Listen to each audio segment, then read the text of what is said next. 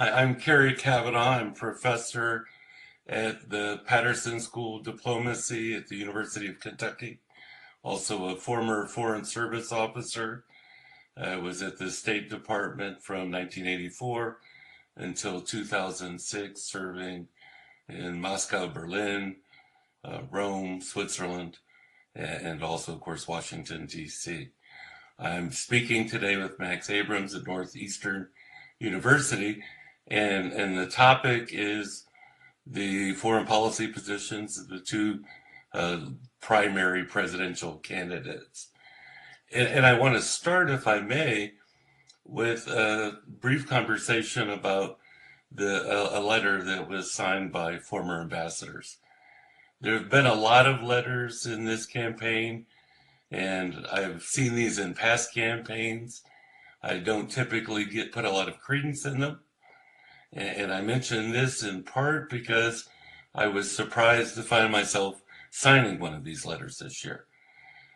Typically, for Foreign Service officers in particular, it's sort of against the DNA to engage in electoral politics. When you join a foreign service, you're asked to sign two pieces of paper. One of them says you're willing to go anywhere.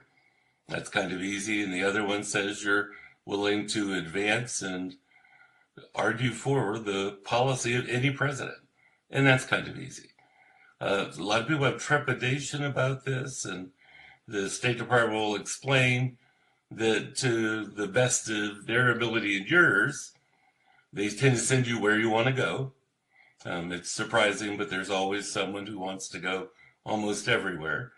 And you tend to know if there's a president whose foreign policy you have big problems with, avoid a job that concentrates in that area of policy. If you're not happy with a decision to go to war in Iraq, work in Uruguay. It doesn't come up as often. It's not as big a deal. If you're not comfortable with decisions on intelligence cooperation in the Middle East, go somewhere that deals solely with cultural issues or press issues elsewhere around the world. So for a career, typically, you're always apolitical. And it becomes very important. You get very good at this. President says, this is my policy, and you can write talking points for almost any policy. But I was approached this year by people who were putting together a letter, and the letter was blind. You saw the letter, but you didn't know who would sign it, and asking if you were prepared to sign a letter that basically said Donald Trump wasn't fit to be president of the United States or prepared to be commander in chief. And I thought very long and hard about this. I knew one person who was likely to be signing that letter, and agreed in the end to sign that letter. When it came out in mid-September, it had 75 signatures. Today, I think it is at 203. When I saw the 75, I felt comfortable that a lot of the other people who had signed it were people I hold enormous respect for. Tom Pickering, one of our most distinguished American diplomats, Mort Abramowitz, who'd been ambassador to Turkey in that same camp, Mark Grossman, a lot of people who had been very clearly conservative leaning, a lot of people who had been very clearly liberal leaning, but basically a lot of people very concerned about the basic competence, temperament of Donald Trump to assume the office of President of the United States. Sure. Should I respond to that, Carey? Please do. Yeah, so I mean, I have to say that I am not a big fan of these kinds of open letters. And I'm not a fan of these open letters for a number of reasons. One is that they're almost hailed as ipso facto evidence in support of whatever it is that they're signing on. I've actually seen how these kinds of open letters thwart personal introspection and research. I've heard entire conversations about the merits of Hillary Clinton and Donald Trump's foreign policies just be brushed aside by somebody pointing to the fact that one of these letters has been endorsed by such an esteemed group of foreign policy thinkers. And so surely if such an esteemed group is, together signing on in support of Hillary, then that's, a real indictment against Donald Trump. I think I would encourage people really to do the opposite, to come to their own views by doing their own research and not being swayed by basically elite thinkers in the foreign policy realm. Another reason why I don't like the open letters is because they tend really to take up a lot of space just in terms of listing all the foreign policy elite figures who have signed on. The actual letters themselves don't make strong, substantive, evidence-based arguments in support of their positions. So, I totally agree with you that that the lion's share of foreign policy elite thinkers are behind Hillary Clinton, and I encourage everybody to look at this open letter, which is indeed impressive in that respect. But what the letter doesn't actually have is any real discussion of any foreign policy issue. It doesn't highlight a single Hillary Clinton foreign policy achievement, and it really just identifies Trump as being ill-equipped and ill-suited and uninformed and uneducated without actually highlighting any of his substantive policy suggestions. And in this conversation today with you, I would like to talk more substantively about their various foreign policy positions. My basic contention, I guess, today is that Hillary Clinton's foreign policies, although extolled almost uniformly by the foreign policy elite, really aren't that impressive upon inspection. And that Donald Trump, although I'm not actually going to be voting for him because I have other objections, but I will sort of defend some of his foreign policies, which I think have been just categorically impugned without recognizing that there is actually some intellectual merit in his ideas. Sure, no, and let me say, in large part, I agree with your characterization of these letters and this letter. And I think the intent of this letter, and it makes clear that in fact here is a group of career ambassadors, hundreds, that are basically saying not so much here's why we are going to vote for Hillary Clinton, but here's a fundamental problem with Donald Trump. And it comes not on specific foreign policy issues, which we will talk about this morning, but really on these questions of basic knowledge, basic temperament, a willingness to listen to others. And I think what you're getting is not an instruction to particularly voters vote this way. As I said, as foreign service officers, typically you're reluctant to ever say anything about voting in an American context. We're basically saying there's some fundamental issues here that are a problem. And I spent a good chunk of this year already in Europe. I'm on sabbatical. I've been in Geneva. I'm headed to Cambridge University next week. And I was in Britain for a lot of the run-up to the Brexit. And it was interesting there because a lot of people were upset and frustrated with politics and the economy in the United Kingdom and decided to vote for Brexit, but really had not walked through what the real ramifications of that would be. And in fact, their leadership was also not telling them what the real ramifications of that would be. And once they made the vote and found out it passed, you heard a great number of people astonished that it had passed. They'd only voted to be a protest, and even more astonished at what that would or could mean for the United Kingdom. I talked to people in London who said, well, but we'll still get the agriculture subsidy, right? And you looked at them in astonishment. Why would you think the European Union and Brussels would subsidize British agriculture? And the answer was, well, they always have. And we'll still get to retire and live in Spain and buy property in Cyprus and do all of that, right? And again, an uninformed thought that we didn't want foreigners in our country, but we're not foreigners. So when we go to their countries, it's fine.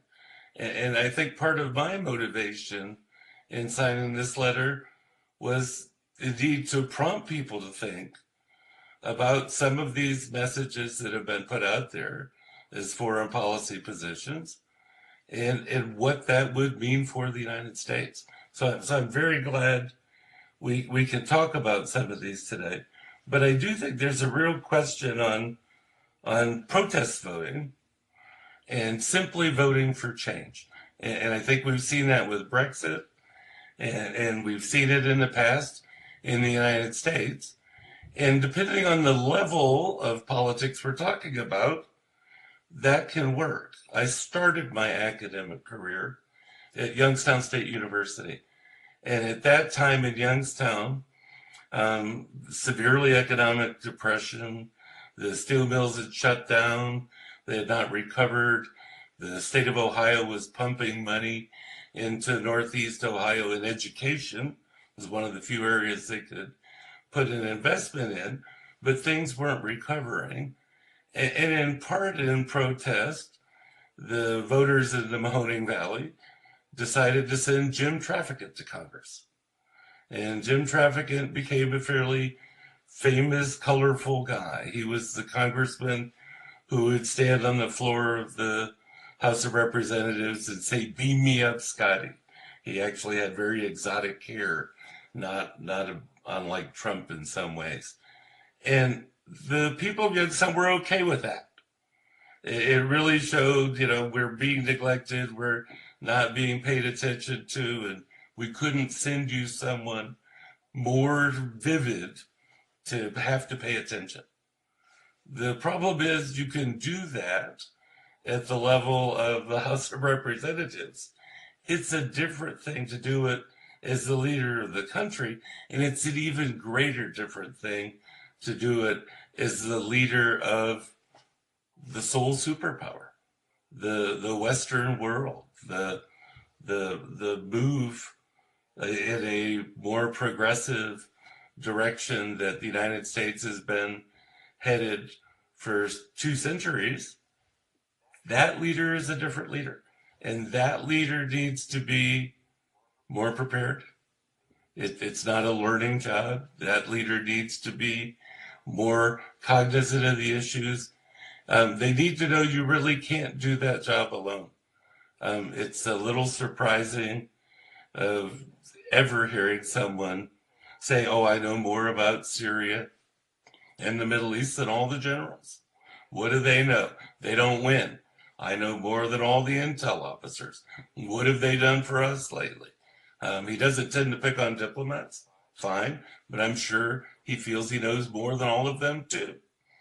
And maybe he knows more about his business and building hotels around the world or golf courses in Scotland than they do. But he really doesn't know more than the generals. You really can't learn everything there is to know about missiles in an hour and a half. I've spent long years trying to learn about armaments and working on arms control. This doesn't come in an hour and a half.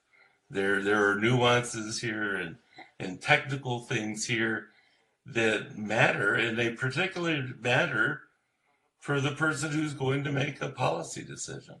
And it calls for a steadiness that I think gets lost in this desire to simply say we want change. Because foreign leaders listen to this, and foreign leaders don't understand this. Yeah, so I think that it's misleading to try to marginalize Trump supporters as simply expressing a protest vote. I don't think that it's just about wanting change. I think that there are actually very big intellectual differences between the two candidates, and in some ways, Donald Trump's approach to world politics would actually be advantageous for U.S. national security interests. And I do agree that Hillary Clinton is much more connected with what some people might call the foreign policy blob. I mean, all sorts of, foreign policy hands, especially in Washington, D.C., and particularly represented in think tanks like the Brookings Institute and the Atlantic Council.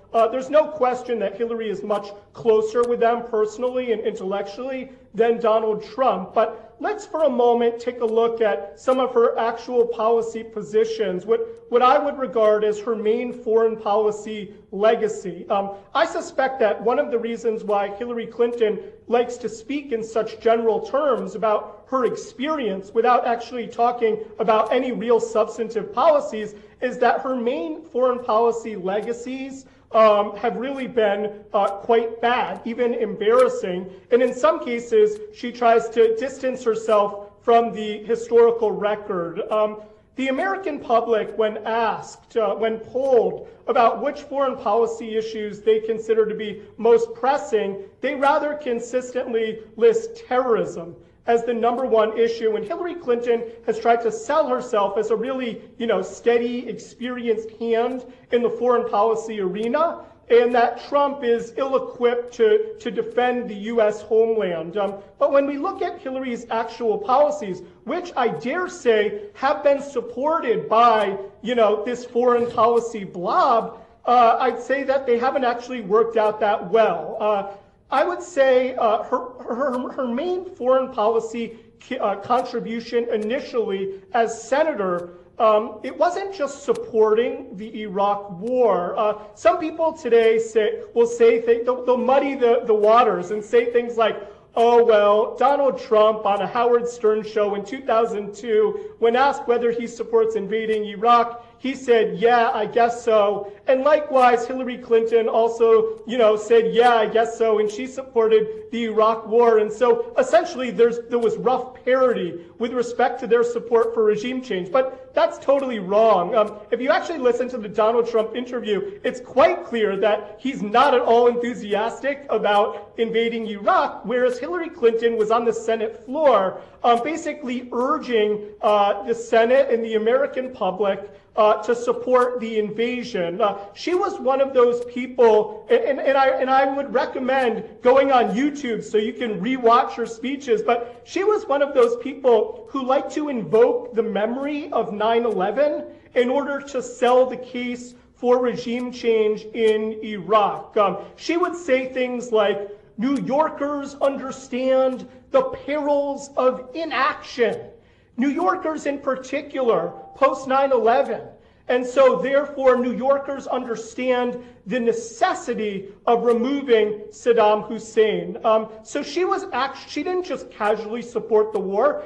The truth is that she was instrumental in getting Americans, especially Democrats, to support the Iraq war. And so by March 2003, not just the American public, but the Democrats, the majority of Democrats in the United States, because of people like Hillary Clinton, supported the Iraq war. And we all know what happened in that case. Hillary made it seem, along with other members of the blob, as if Saddam Hussein had ties to international radical Sunni terrorist groups, and that Saddam, was terrible to his people, and so we'd be much better off toppling him, promoting democracy, and thereby really containing the international terrorism threat. But of course, it was the removal of Saddam Hussein which gave life to Al-Qaeda in Iraq. That affiliate of Al-Qaeda's became the strongest area, the strongest theater for Al-Qaeda. And of course, AQI would then morph into ISI and then Islamic State. And so I don't think that it's unreasonable to say that it's quite possible without the invasion of Iraq, which was pushed very hard by Hillary Clinton, there may not have been Islamic State as we know it today. So as senator, I would say that was her main foreign policy legacy, certainly on the issue that Americans register as the most important, which is counterterrorism. I would say her second biggest legacy with respect to terrorism was spearheading the removal of Gaddafi in Libya. We know from leaked emails that Hillary Clinton was very forward-thinking on this issue. In many ways, she made the same argument that she made to remove Saddam Hussein, which is that we should support, democratic movements. We should support popular uprisings in the Muslim world, that Gaddafi was in bed with terrorists, and that he was, on the cusp of turning his guns against the population and, creating huge indiscriminate bloodshed. But we now know that that's not true. Just this month, the UK Parliament released an official report saying that most of the things that Hillary Clinton was saying at the time turned out to be false. That there wasn't actually, that there isn't, quote, available evidence that Gaddafi was on the precipice of mass casualties against the population, and that his ties to international terrorists, as reported by Hillary Clinton, really haven't turned up in the evidence. Alternatively, the people that she has favored, namely the rebels, turned out to be much, much more radical than she had thought. So I would say that that was her second main foreign policy legacy. And indeed, if you look at the internal conversations that she has with her inner confidant, Jake Sullivan at the time, she herself says, and the confidant says, that Libya should be sold as her main foreign policy contribution because she was boastful of it. She was quite proud of it. She thought she would get a lot of political mileage for pushing another case of regime change, which completely went south. I would say that those two cases of regime change together really breathed life into Islamic State. Islamic State started in Iraq because of the power vacuum, but then it spread because of the power vacuum in Libya, where untold numbers of radical militants would go to Syria, and untold amounts of weapons from Libya would make their way into Syria. And then Hillary Clinton would again support regime change in Syria by being one of the earliest and strongest proponents of basically indiscriminately supporting the rebel opposition, which in some respects breathed life into Nusra, the Al-Qaeda affiliate, which is taking over Syria right now, as well as by fostering the growth of Islamic State in its stronghold of Syria. And so I would say that these are the main foreign policy legacies of Hillary Clinton, especially as they relate to counterterrorism. And on every single one of these poor decisions, Donald Trump was a much less enthusiastic supporter of regime change. He was much less enthusiastic about the Iraq War. Indeed, years after the insurgency broke out in Iraq, Hillary Clinton would continue to say that that was the right decision. Remember, when she campaigned against Barack Obama in 2008, she was still saying that the Iraq War was a good idea, whereas Trump was saying it was a terrible idea by 2003, by 2004. In terms of Libya, Hillary Clinton says that Libya was the right decision to this very day. Nobody thinks that. If you speak to Libyans, they will tell you that that's absolutely absurd. And even Obama completely disagrees with it. So she actually thinks that Libya should serve as a model for us to replicate in Syria. And so she's a big proponent of another case of regime change, despite the empirical record of its failure. So I'll just stop there. Yeah, let me touch on several pieces of that. And you bring up a number of points I think that are valid. It's important to put them out there. It's also important to note that Donald Trump isn't as vocal about these things because he's not a foreign policy guy. He's a television entertainer during most of this time period. He's not a politician. He's not holding a position of responsibility. That Hillary talks about New Yorkers this and New Yorkers that. Of course she does. She's senator from the state of New York, and New York suffers from 9/11. It would be remiss to be senator from the state of New York and not But Iraq didn't. But Iraq to draw wasn't some involved of these in 9/11, and she connected the two. No, they're not. Right. No, I agree with So that. that's shameful that she did that. But New York is concerned about terrorism. New York is concerned about dealing with this threat. And I don't think we can start hiving off pieces of history to where, oh, well, Hillary Clinton got us all this. As I recall, it was my boss at the time, General Colin Powell, who was Secretary of State, who was approached by President Bush, basically with the sentiment, you're the only person who can make this speech at the United Nations because you're the only person America will believe. At this point, a lot of people supported the war in Iraq. And as you know, a lot of people, Republican and Democrat, supported the intervention in Libya. Right. This was something John McCain was screaming Absolutely. for from the floor of the Senate. So they're not her. I don't think it's fair to say this is Hillary Clinton's just doing. A quick response on that, Carey. I don't think that she single-handedly is responsible for regime change in Iraq and in Libya, but she was an aggressive proponent of both. And both of them reflect her policy views on very important issues. And on both issues, she got them wrong.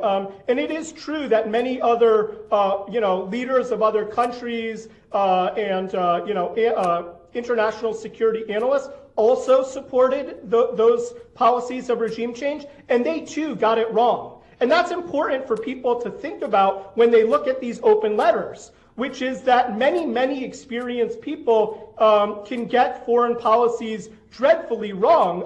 Indeed, it's the neocons who have backed Hillary Clinton in this election, and they have a ton of foreign policy experience, but it's not a good foreign policy experience. No, I agree.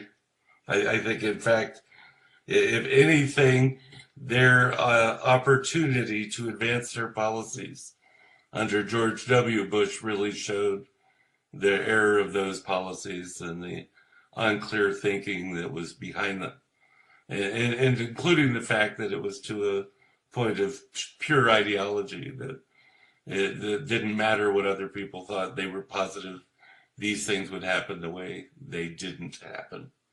And those are things that we as a nation have to live with, have to learn from.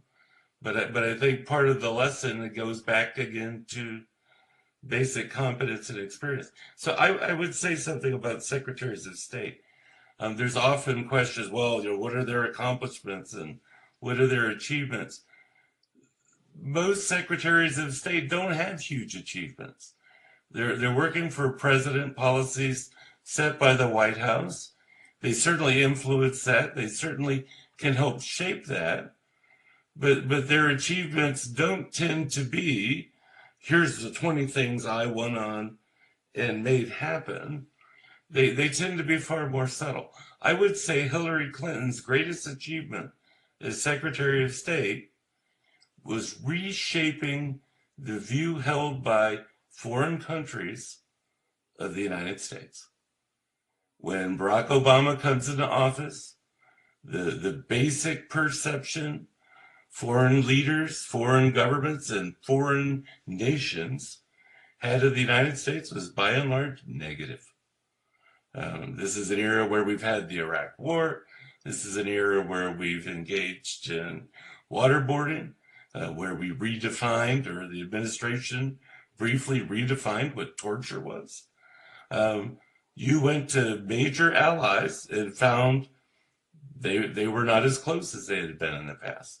Their populations weren't as receptive to dealing with the United States in the same way. And they certainly weren't as receptive to taking the lead from what the United States said was the right approach. When she talks about her travel around the world, it's all of it. But I think the biggest impact that had was in that beginning phase of shifting, and it's not just her, it's her and President Obama, the attitude back to the United States is doing things that match the values the United States has always professed, and it's doing things that match their values, whether that be a renunciation of waterboarding and torture, whether that be a desire, though unable to implement it, by the president to close Guantanamo, whether that be an aim to wind down the war in Iraq and bring American troops home, which I think, again, was clearly feeding this terrorism problem you addressed just before. So I think her real accomplishment is in that first phase, and we do see in polls that were taken at the time significant change all around the world. And that is not something to be understated. The United States in our history after World War II has been extremely successful in part by our working with other countries. Not just going it alone, but forming alliances, forming partnerships, working in coalitions. And that ability was damaged under George W. Bush, and that ability has been re-enhanced in a significant part due to the support of Hillary Clinton under the last administration. And that's part of my concern as we look at the potential for a Trump presidency. When you look at comments that are dismissive of American allies, that are dismissive of the defense relationships that have really formed the bedrock of U.S. foreign policy for almost 70 years now, dismissive of the approach on nuclear weapons that have formed the approach of the United States and most Western countries since the creation of those weapons. And there have been flippant comments that really suggest you could have, under a Trump presidency, a significant shift in those key areas. And I know some will say, oh, but he's not going to use nuclear weapons. I think that's probably true. He's not. But he may well encourage the Japanese, the Germans, the Saudis, and others to get them. And you don't make populations in the Baltic states or Eastern Europe comfortable when you talk about, well, maybe we'll defend you if you've paid what we deem to be your fair share. But if you haven't, maybe we won't. And I think we should talk at some point here, doesn't have to be now, about the American military. But, you know, there are two perceptions out there right now on the American military that are amazingly stark from one direction or another. And I don't know how you merge them. My last job with the federal government was foreign policy advisor for the Navy, working for the Chief of Naval Operations, Mike Mullen, who becomes chairman of the Joint Chiefs of Staff. We have an amazing armed forces. Our armed forces are stronger than any armed forces on the planet. We spend enormous resources on those armed forces to talk about them as incapable and unintelligent and generals aren't informed. Simply doesn't match what I saw in the Pentagon working there. Doesn't match what I saw in decades working at the State Department. Doesn't match what I saw working in the United States Senate. It's, you know, that's just incongruent. And, you know, the comment at the presidential debate on aging B-52s, and that's true. I've seen those B-52s and they're aging. He got that part right, but it sounded like he's unaware of a $1 trillion modernization program that was agreed to by the Obama administration, in part to be able to get the arms reductions with the Russians that came with New START. And that's, again, an area Hillary Clinton was working on. So, how you square that, we're either moving to be a third world country, which I don't agree with a depleted military, or we're actually still the leading economy on the planet with the strongest military. And yes, we need to do some different things with our military. And we actually need to really look at that $1 trillion nuclear weapons modernization program, because that has spin-offs that are unhelpful. But if he comes in with that other view, I don't know how that fits, because our allies don't look to us and go, oh my God, depleted military, incapable of defending yourselves, collapsing economy. Putin's the guy, not America. You don't hear that in Europe. In the last few months, I've been in Germany and France and United Kingdom and Spain and Switzerland. I don't hear that ever. That's not the current view held by everybody outside the United States of the United States. Yeah, I mean, Niall Ferguson, the Harvard professor, just got back from China. I saw an interview of his last night, and he was saying that actually the Chinese are very worried about Hillary Clinton, that they're much more pro-Trump. And the same is true of Russia and many countries around the world, because I completely disagree with your characterization that Hillary Clinton is basically carrying the mantle of Obama on foreign policy, and that she too deserves credit for restoring America's interest abroad, because her policy positions are so different than George W. Bush's and in line with Obama's. When you look at them much more specifically, on George W. Bush's main foreign policy decision, Hillary Clinton was one of the biggest champions. The reason why she lost to Obama in 2008 largely was because of her, her support of George W. Bush's foreign policy, whereas Obama opposed it. I think that the media has really, muddied the waters by allowing Hillary Clinton to say that her foreign policy is a continuation of Obama's. In some ways, Obama's foreign policy is actually more like Trump's. Obama and Trump agree that Libya was a big mistake, whereas Hillary Clinton thinks it's a big success. Hillary has been a big proponent of regime change in Syria, whereas both Obama and Trump disagree.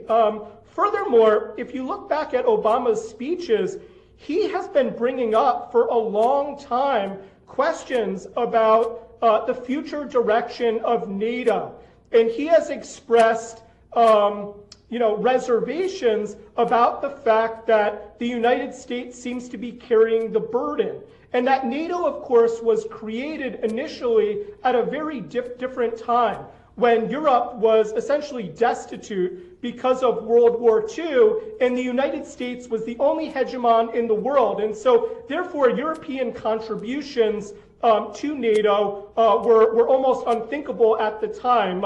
As you know, the old saying goes that NATO was created to keep the United States in, the Soviets out, and Germany down. But now, all these years after the Cold War, I think that there are very real questions. It's not silly for us to debate the future direction of NATO. The Soviet Union imploded a long time ago. NATO was mainly intended as sort of a realist counterbalance to the Soviet bloc. Well, the Soviet bloc is no longer in existence. And so it's not crazy for us to ask ourselves, what should be the role of NATO, and should we get more contributions from NATO countries? In terms of actually reassuring NATO countries, Trump has tried to do that actually. For example, people can look up his recent remarks about Poland, where in some ways I think he goes even further than Hillary Clinton in terms of reassuring a security umbrella to Poland and some other countries. So I think that there are some real merit to this discussion of what is the future direction of NATO. And I don't think that we should just dismiss it out of hand as really silly that Trump would bring it up, when in fact Obama has brought it up. No, and let me say, I wouldn't dismiss it out of hand either. And we've been talking about burden sharing for a in long the time. U.S. government forever. This is not a new issue. I think the distinction in it goes back to the beginning of our conversation is how you say things, your knowledge and background about these things, and putting it into the right policy context. If you want to talk about what NATO's mission should be and how it can be most effectively used as an international tool, of course, that's a policy decision that's timely and appropriate. If you talk about, well, if you need to walk away from it, we'll walk away from it, and we're not prepared to defend certain people if they aren't paying their fair share, that's the problem. So it's a problem in your engagement, and I think that for him is the real challenge. And I would go back to when you're talking about what the basic foreign policies are. His foreign policy focus is really trade and immigration. And I think you cannot say he and Obama are similar on their foreign policy stance, when on those issues, which are Trump's fundamental issues, they couldn't be farther apart. President Obama has been pushing TPP and TTIP. Trump's in NAFTA from an earlier time. Trump's opposed to all of this. President Obama has been pushing a very different approach, as has Hillary Clinton, on how you deal with reform and revision of how we manage immigration. And Trump continues to talk about this huge wall in the South and making Mexico build it, excluding Muslims for, they keep, the Chicago Council of Global Affairs put out a survey of Americans yesterday or the day before that talks about this. It turns out the American people don't support that. So Mike Pence is evolving that policy, but whether Trump is evolving the policy, we don't know. And he continues to talk about deporting up to 11 or 16 million people, depending on who you listen to. That is a foreign policy difference that's profound. I agree. I think that one is, and in fact, to Trump, the immigration question is his counterterrorism policy. I think he sees somehow a greater threat to terrorism on the border with Mexico from Mexicans than I think is realistic. I think you need a counterterrorism policy that's improved from where we are today. But the way you get it isn't just by building a wall and putting more border patrol on the southern border. I've been to the wall that's already there. Walls in the end, and I've seen walls in Berlin. That was my first assignment. I've seen walls in Cyprus when I was a peace mediator for that conflict. The walls don't tend to work. We live in a world that's much more sophisticated now. A better system of screening who comes into this country, you bet. But a physical wall, no. And he's talking about a physical wall. Okay, I think that counterterrorism is complicated and it's multi-layered. There's no question that Trump and Hillary have different approaches to immigration, which is related in today's day and age to the terrorism threat. So far, mainly what I've talked about is that Hillary's counterterrorism approach internationally has not been judicious. The policy positions that she has taken have not worked out well. Indeed, they've been deeply counterproductive in terms of the spread of Islamic State, as well as Al-Qaeda, especially in Syria. I think that in general, Trump could be understood more in IR theory as a realist, because he's not a big proponent of regime change. He's not in favor of spreading democracy and supporting Salafist rebels all over the world, whereas Hillary Clinton is. In terms of those policy positions, I'm much more sympathetic to the realist position than toppling leaders in, say, Iraq and Libya and Syria, which has really, really backfired. In terms of their differences at home, yes, they are also substantial. I think that Donald Trump was very wrong to say that he would ban all Muslims from coming into the United States. That is just a moral abomination. And it would also, it's un-American, and it would also be counterproductive for counterterrorism purposes, because we need to cherish the Muslim population, because partly for national security reasons, if we start discriminating against them, we're likely to yield more radicals from that important segment of the population. And we're also likely to get less intelligence on these people, on the select individuals who seem to be undergoing the radicalization process. Muslims aren't going to trust the authorities and alert them. And so in that sense, it's Can I add in there, Max, that we've seen on the domestic threat, the lone wolf threat, if you want to call it that, though I don't like that expression, that has been invaluable. You know, we have had fathers calling the FBI saying, something's going on with my son, and I think he's become a danger. You got to look into this. You really need to maintain the trust and confidence of that population and have them working with you to be able to tackle that kind of threat, which is not going to appear at the border. It's not going to appear necessarily in cyberspace to be captured by an intelligence agency, but is going to be spotted in that community, authorities alerted to it by that community, and then I think dealt with in a way that community is comfortable with. So I agree with you 100% on that. It's got to be multi-layered. It's got to be more sophisticated. And I think statements like that will ban all the Muslims. Or if you elect me, we're going to have waterboarding again, and much worse. This does not aid our counterterrorism efforts. I agree. It undermines our values. The argument we should have taken Iraq's oil. Yeah. It would actually feed the message of Middle East fundamentalists that's why the United States is in that region. I completely agree. I cannot pretend to categorically defend, Trump's positions. I think that his statements about Muslims have been, in some cases, despicable. Some of his comments about women are offensive to everyone.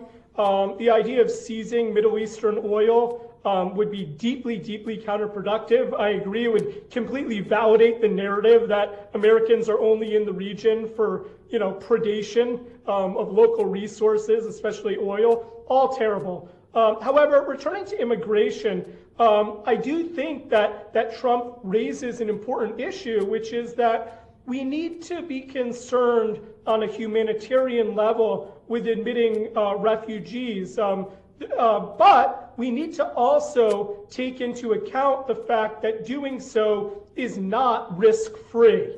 When Hillary Clinton was asked which foreign policy she admires most, she said Angela Merkel.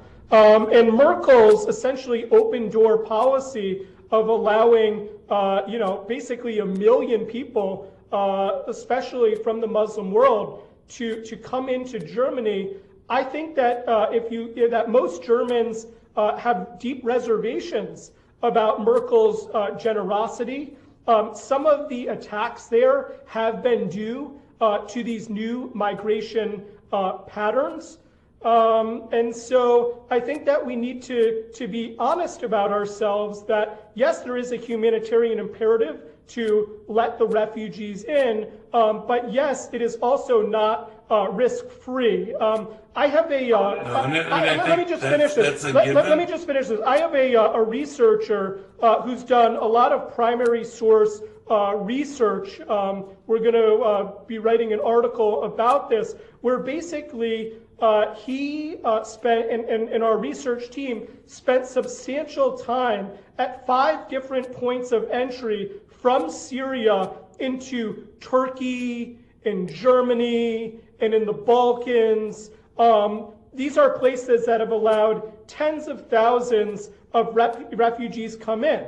And we basically asked the same questions to the hundreds of refugees that we sampled. It may be the most thorough, primary source, survey of the actual refugee population. And what we're finding in our preliminary evidence so far is that the vetting has been terrible. And it's been terrible even according to the refugees themselves. In most cases, they're actually surprised how chaotic and disorderly it is, and how little the officials actually know about any of the people coming into their country. So I disagree with Trump's, blanket statement that Muslims shouldn't be allowed in, as well as many of Trump's other statements about Muslims. However, it is alarming that Hillary Clinton would extol Merkel when her most well-known policy these days is allowing in refugees largely unvetted, whom, according to our own primary research, are not very well vetted. And this is reflected in the opinion of the German public, which also has been very disparaging about Merkel's open door policy. No, and I think what we see there is a telling lesson, but it's also, it illuminates the advantage the United States has always had of having an ocean on our west and an ocean in our east. We won't face that kind of immigration. We won't face that kind of refugee flow from a war-torn region into the United States that plays out that way. I think what you said on the survey part is true. I've talked to Syrian refugees in Germany. I've seen Tempelhof airfield where they've set up a temporary refugee facility. That part, Germany and others in Europe, and Turkey in particular, are doing all they can to alleviate the plight of the refugees.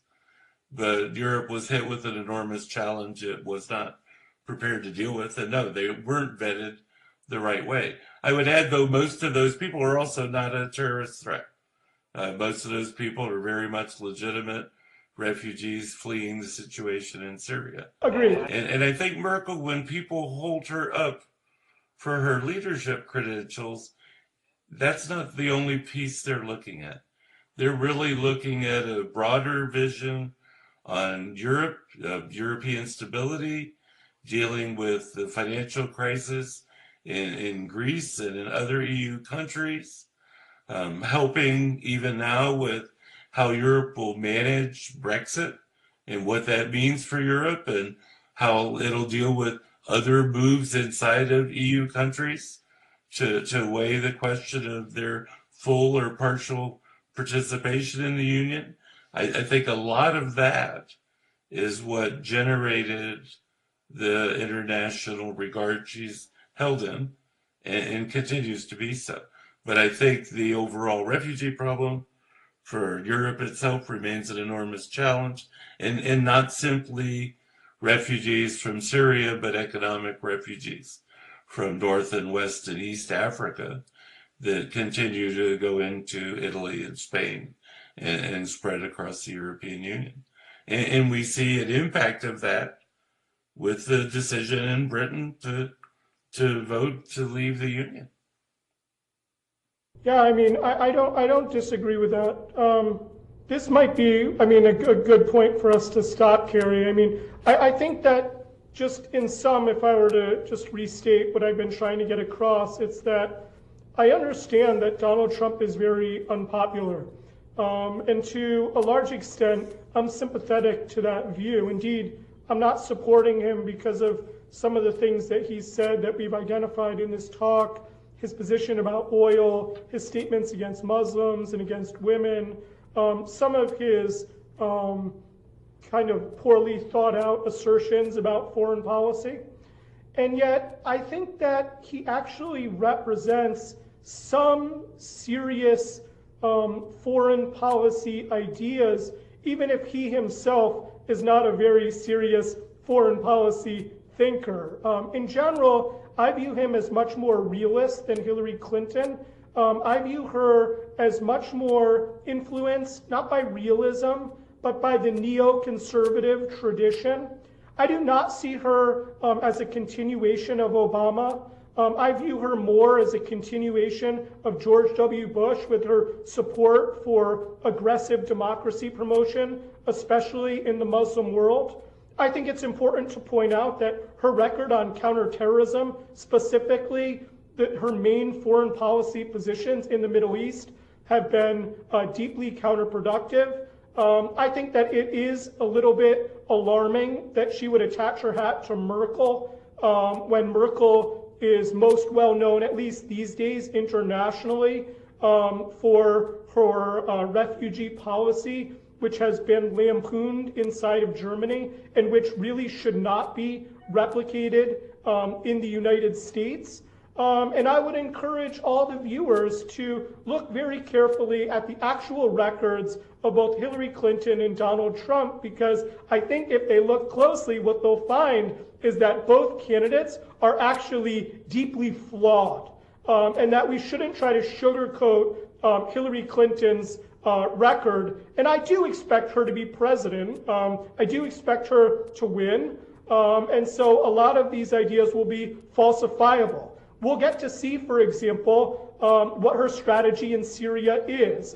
I think that she will continue to aggressively support regime change. I think she's going to support the Salafist rebels. I think that Al-Qaeda and its friends are going to get more U.S. assistance, and the U.S. will be more generous about allowing countries like Qatar and Saudi Arabia and Turkey to also arm the Salafist rebels, including possibly with manpads. I think that Hillary Clinton will try to push a no-fly zone, even though that will not only help the Salafist rebels, but it will also lead to a potential conflict with Russia. Trump, sometimes gets attacked for saying nice things about Putin, but I would prefer that to a situation where the United States and Russia at the leadership level really, really hate each other. And I worry that President Hillary Clinton is going to exacerbate relations with Russia, not just because of the current and longstanding animosity between her and Putin, but because of her specific aggressive policies, especially in Syria. And so I do worry about her continuing to mess up the Muslim world, stoke terrorism, and to lead us on a collision course, which is entirely unnecessary with Russia. And so these are some of the foreign policy problems I see with Hillary Clinton, even though Trump has his own. Sure. Now, I would say I find it hard to label her, given what we have seen in her decades of time in the public spotlight as First Lady, as Senator, as Secretary of State, as candidate for the president. I think she's more realist than anything else. She's not. She's in favor of democracy promotion all over the place. A huge champion of the Arab Spring. Though back to, everyone was a champion, or not everyone, obviously, but enormous numbers of people were champions of going into Iraq, of going into Libya, of the Arab Spring. So to single her out, but they weren't good policy positions. I don't think tells you much. I think she's more realist than idealist. I don't think she's a neocon. I think they're supporting her for a reason, Carey. I think they support her in part because they can't imagine Donald Trump as president. That's true too. I think that piece is a big chunk of it. That's true. I also think she'll win, but it's not a given. If she does, we'll see what some of these policies are. But there's also a reality that what her desired policy would be and what can be done in a given place at a given time don't match. I don't think there's an easy answer for Syria right now. We've hit a point in Iraq. There's not an easy answer. The answers will leave everyone frustrated. But the best answers can be, we don't want 175,000 troops in Iraq. So we pull them out. And people can be upset at the repercussions of that, but that may still be the best answer.